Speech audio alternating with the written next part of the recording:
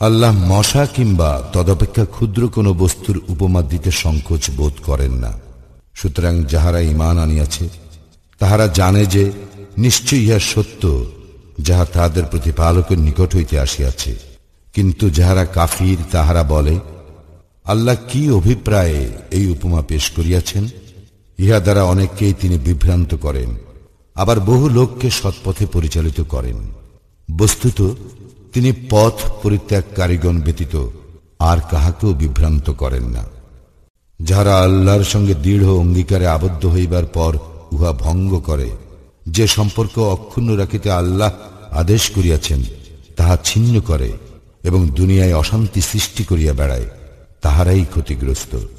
তোমরা কিরূপে আল্লাহকে অস্বীকার করো, অথচ তোমরা ছিলে প্রাণহীন। তিনি তোমাদেরকে জীবন্ত করিয়াছেন, আবার তোমাদের মৃত্যু ঘটাইবেন ও পুনরায় জীবন্ত করিবেন। পরিণামে তাহার দিকেই তোমাদেরকে ফিরিয়ে আনা হইবে। তিনি পৃথিবীর সবকিছু তোমাদের জন্য সৃষ্টি করিয়াছেন। তৎপর তিনি আকাশের দিকে মনোসংযোগ করেন এবং উহাকে সপ্ত আকাশে বিন্যস্ত করেন।